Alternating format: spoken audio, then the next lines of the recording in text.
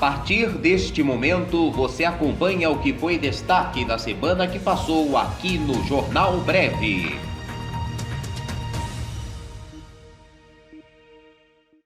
Bolsonaro veta projeto de perdão de 1 bilhão de igrejas. Após recomendação do ministro da Economia Paulo Guedes, o presidente Jair Bolsonaro vetou um projeto que concedia anistia de tributos de igrejas. A medida poderia ter um impacto de até 1 bilhão. A informação foi divulgada pelo jornal Folha de São Paulo. O veto foi assinado na última sexta e aparecerá no Diário Oficial da União nesta segunda, mas ainda pode ser derrubado pelo Congresso, que aprovou a medida no início desta semana.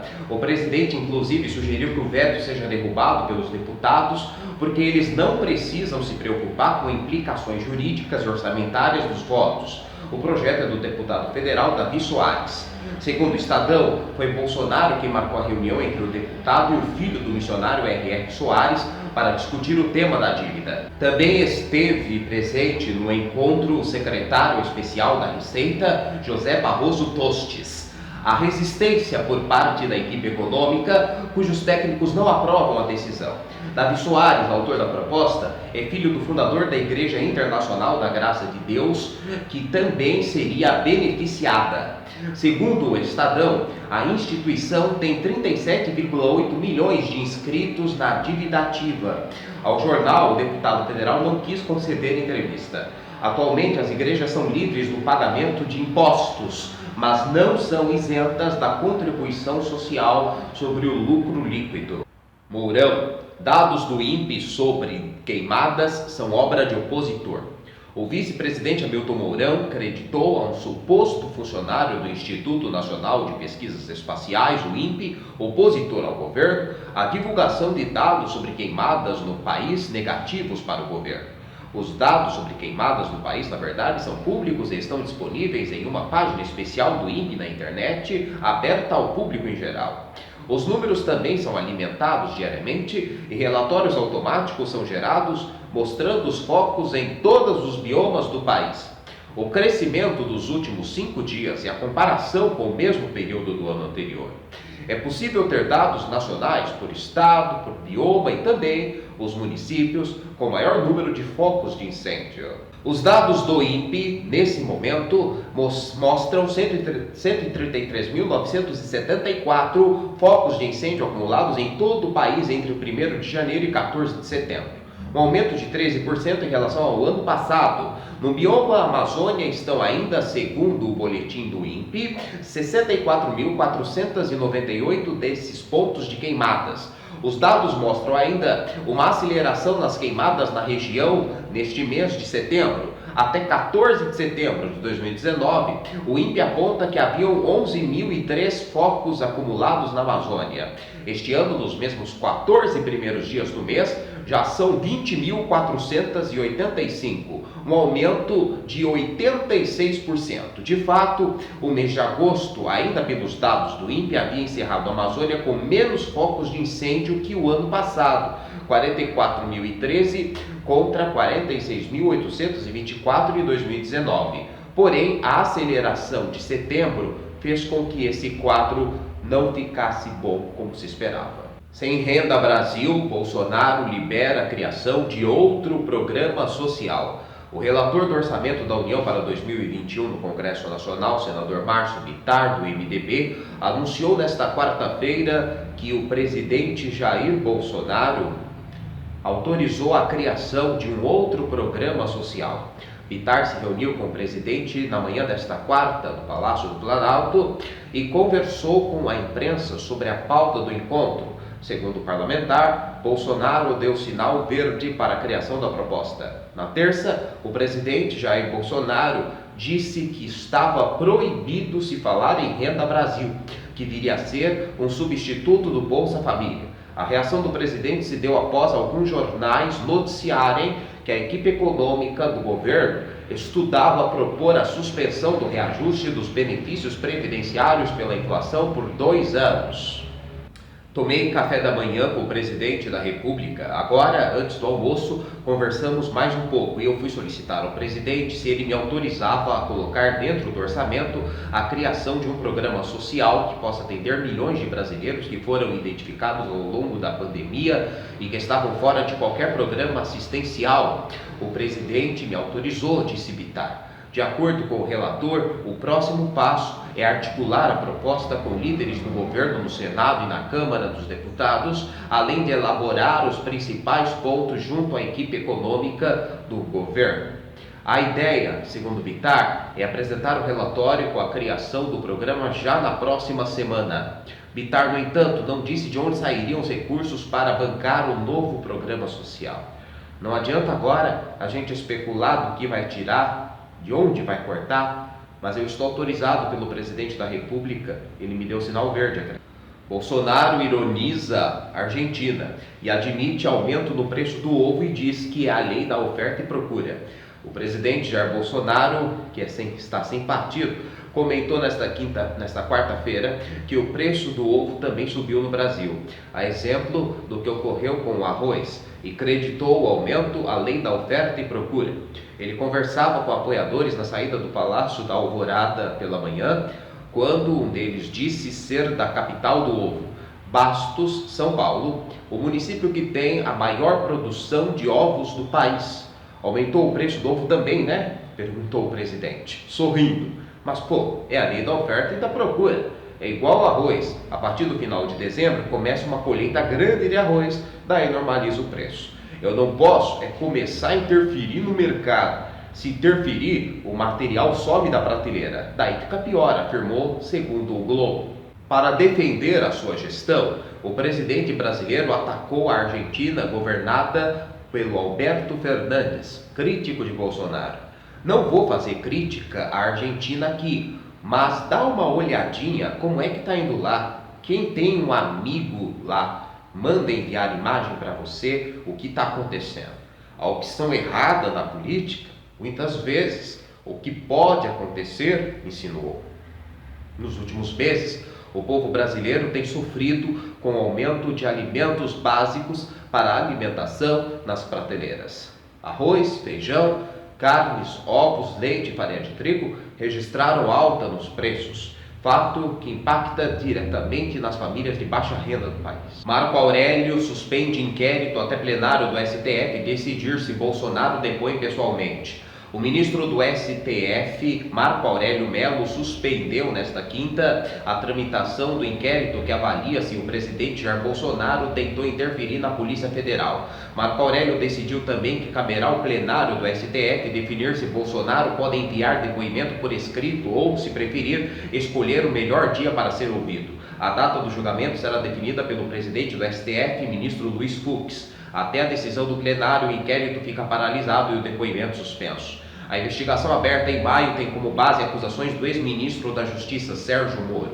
Bolsonaro nega ingerência na Polícia Federal. A polícia pediu ao STF mais 30 dias para concluir a apuração do caso. A decisão de Marco Aurélio Mello atende ao recurso da AGU, que defende que Bolsonaro possa depor por escrito. Na semana anterior, o relator do inquérito, o ministro Celso de Mello, havia rejeitado essa possibilidade. Na decisão desta sexta, Marco Aurélio Mello cita que Bolsonaro já tinha sido intimado pela Polícia Federal a depor na próxima semana, entre segunda-feira e quarta-feira, dia 21 e quarta-feira, dia 23. O magistrado diz que a suspensão servirá também para que o Ministério Público Federal se manifeste sobre o tema. Em julho, o Procurador-Geral da República, Augusto Aras, defendeu no STF que Bolsonaro deveria ter o direito de escolher como depor. O recurso da AGU foi analisado por Marco Aurélio Mello, porque o relator original, Celso de Mello, está de licença médica até o próximo dia 26. E nestes casos, o regimento do STF prevê que o processo pode ser repassado ao ministro mais antigo do colegiado. Em 11 de setembro, Celso de Mello determinou que o presidente Jair Bolsonaro prestasse depoimento presencial no inquérito sobre suposta interferência na Polícia Federal. Parentes de ex de Bolsonaro retiraram 2,1 milhões em 4 mil saques de jornal. Documentos obtidos a partir da quebra do sigilo bancário de 8 parentes de Ana Cristina Vale conhecida como Cristina Bolsonaro, ex-mulher do presidente Jair Bolsonaro, mostram que os familiares tinham o hábito de sacar várias vezes a quantia exata de R$500, próximo às datas de pagamento. Das 9.859 operações de saque feitas entre 2007 a 2018, 4.294 foram nesse mesmo valor, somando um total de R$2,1 milhões. Conforme informações do jornal O Globo, nas investigações, o Ministério Público aponta que essas pessoas faziam parte de uma organização criminosa envolvida em um suposto esquema de rachadinha no gabinete do senador Flávio Bolsonaro na Assembleia Legislativa do Rio de Janeiro. Ao analisar os dados bancários da família Siqueira, dos R$4,8 milhões pagos em salários, R$4 milhões foram retirados em espécie. Sacavam quase a integralidade dos salários recebidos na Alerj para repassar os valores em espécie a outros integrantes da organização criminosa, diz o Ministério Público. Ainda de acordo com a reportagem, em 354 oportunidades, ao menos 2 integrantes da família de Ana Cristina foram ao banco no mesmo dia e realizaram a mesma quantidade de saques no mesmo valor. Destas, em apenas 3 vezes, o valor da operação não foi de R$500. Procurado pelo Globo, o advogado Magno Cardoso, que defende a família Siqueira, disse que não iria se pronunciar. Ex-modelo acusa Trump de abuso sexual. Ele teria usado a força para tentar beijar e agarrar a ex-modelo Amy Doris em um camarote do estádio onde acontecia o torneio de tênis do US Open de 1997. Os advogados do presidente negam que isso tenha acontecido. O jornal inglês The Guardian publicou o relato de Doris nesta quinta-feira. Na época dos fatos, ela tinha 24 anos e namorava Jason Bean, um amigo de Trump. O casal foi convidado a ir ao camarote de Trump no estádio onde era disputado o US Open. Amy afirma que foi ao banheiro e quando saiu, o atual presidente dos Estados Unidos a aguardava. Inicialmente pensei que ele estava esperando para ir ao banheiro, mas não era o caso, infelizmente. Ela afirma que houve um breve diálogo entre os dois em que ela, rindo sem graça, pediu para que ele se afastasse. Trump, então, teria usado a força para se impor. Amy afirma que pediu para ele parar, mas isso não aconteceu. Na época, Trump tinha 51 anos. Ao jornal, os seus advogados afirmaram que não houve comportamento inadequado de Trump no camarote. Se algo houvesse ocorrido, haveria testemunhas, eles disseram. Os advogados afirmaram que não se pode acreditar que ela iria voluntariamente continuar a conviver com Trump. A acusadora diz que ela estava longe de sua cidade, não tinha dinheiro e nem um lugar para ir. A jornalista Jan Carroll já acusou Trump de abuso sexual em uma loja em Nova York nos anos 90. Sammy Zervos, ex-concorrente de O Aprendiz, disse ter sido vítima de assédio sexual pelo atual presidente dos Estados Unidos, Jessica Lead. Uma ex-empresária descreveu ao New York Times em 2016 que viajou ao lado de Trump na primeira classe de um voo nos anos 80. Cerca de 45 minutos após a decolagem, ele teria levantado o braço do assento e começado a tocá-lo. Trump proíbe downloads de TikTok e WeChat a partir de 20 de setembro. O governo dos Estados Unidos banirá o TikTok e o WeChat do país. A partir da noite deste domingo, dia 20 de setembro, aplicativos chineses não poderão mais ser baixados em lojas como Apple Store e Play Store. Segundo o presidente norte-americano Donald Trump, a medida ocorre para assegurar a segurança nacional dos dados dos usuários e da privacidade dos cidadãos. Também citou supostas ameaças do Partido Comunista da China. A ordem de proibição foi emitida pelo Departamento de Comércio dos Estados Unidos nesta sexta-feira. Contudo, a data pode mudar caso o país e a ByteDance, dona do TikTok, entrem em acordo antes de domingo sobre a venda das operações do aplicativo no país para uma empresa norte-americana. As transações financeiras do WeChat conhecido como WhatsApp chinês, também serão bloqueadas em todo o território norte-americano. Segundo o comunicado dos Estados Unidos, o TikTok poderá ser utilizado no país até 12 de novembro para os usuários que já possuem a rede social instalada no celular. As medidas protegerão os usuários nos Estados Unidos, eliminando o acesso a esses aplicativos e reduzindo significativamente sua funcionalidade, diz o comunicado oficial. Outros negócios, como a Tencent, dona do WeChat, não estão inclusos na determinação. A empresa poderá continuar a comercializar jogos online nos Estados Unidos. O país também não proibirá as lojas de aplicativos de os oferecerem para download em outros países. Coronel do Exército, ex-assessor de Flávio Bolsonaro, realizou saques de 260 mil em espécie. Guilherme Henrique dos Santos Hudson teve seu sigilo bancário quebrado pela Justiça. Com isso, foi identificado que o coronel da reserva do Exército realizou 16 saques que totalizam 260 mil entre 2009 e 2016, conforme a apuração do jornal o Globo. O militar é um dos investigados no caso que apura a prática de rachadinha no gabinete de Flávio na Alerj. Nas retiradas do ex-assessor, o banco indica que os saques foram feitos em espécie. Além disso, a investigação aponta que o coronel possuía parentes lotados nos gabinetes de Flávio e Carlos Bolsonaro. Entre o período investigado, o ano com o maior número de saques foi 2016, com 11 retiradas. Como apontam a análise dos dados bancários, as operações ocorriam geralmente entre 10 mil e 12 mil reais por mês. O padrão só foi diferente em 25 de março de 2009, quando Guilherme retirou 50 mil, o que praticamente deixou sua conta sem nenhum dinheiro. Vale lembrar que operações acima de 10 mil reais devem obrigatoriamente ser informadas ao Conselho de Atividades Financeiras, o COAF. Ainda conforme a apuração de O Globo, o militar totalizou 1,29 milhão em saques entre 2007 e 2018.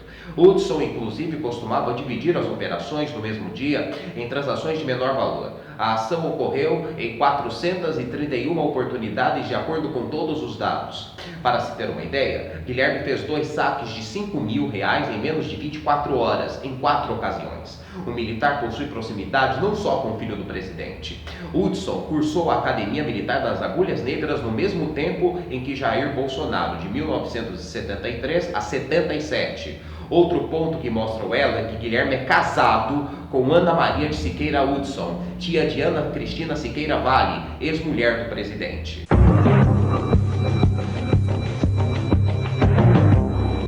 Governo de São Paulo confirma a volta às aulas presenciais para 7 de outubro. Rede estadual vai priorizar ensino médio. O governo de São Paulo decidiu manter a previsão de volta às aulas presenciais no estado para o dia 7 de outubro para toda a rede de ensino, da educação infantil ao ensino superior, nas redes públicas e privadas, desde que os prefeitos liberem o retorno das atividades. Especificamente para a rede estadual, que tem cerca de 5 mil escolas, a gestão João Dória decidiu nesta sexta-feira que apenas alunos do ensino médio e de educação de jovens e adultos devem voltar em 7 de outubro. A volta dos estudantes do ensino fundamental na rede estadual só deve acontecer em 3 de novembro. As demais redes podem definir quais séries vão priorizar. O governo estadual define as regras para a liberação das atividades escolares, mas os prefeitos têm autonomia para adotar medidas mais restritivas. O secretário estadual da Educação, Rosieli Soares, destacou que a priorização do ensino médio é uma estratégia da rede estadual de ensino, mas que as escolas particulares e as redes municipais podem voltar do ensino infantil ao superior, desde que com autorização dos prefeitos. O governo estadual já havia autorizado escolas públicas e privadas de regiões que estão há pelo menos 28 dias na fase amarela do plano de flexibilização econômica a reabrir para reforço escolar e atividades complementares a partir do dia 8 de setembro. Mas as prefeituras têm autonomia para permitir ou vetar a medida. As regras para a reabertura foram publicadas no Diário Oficial no dia 1º de setembro. E o governo anunciou que pagará adicional aos professores da rede pública que voltarem a trabalhar presencialmente. As aulas regulares devem continuar pela internet no ensino à distância.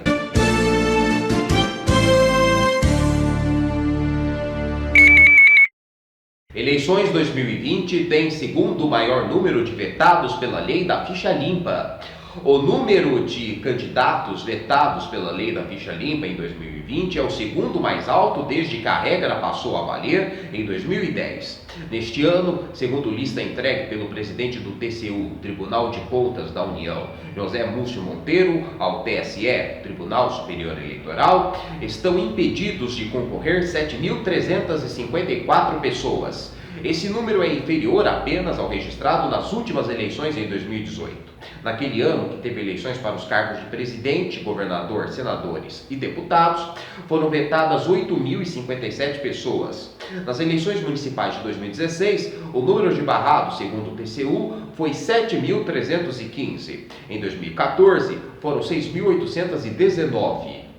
O TCU não registra em sua base de dados números referentes aos anos de 2010 e 2012, as primeiras eleições com a lei vigente. No entanto, a Corte, à época, divulgou o número de 6.000 vetados em 2012 e 4.922 em 2010. Dessa forma, a lista completa conta com mais de 40.000 vetos desde que a lei passou a ser aplicada. Os vetados poderão concorrer nas eleições por meio de liminar, mas se eleitos, o mandato dependerá de decisão final da Justiça. Os tribunais de contas dos estados e cidades também mandarão listas até o fim do mês.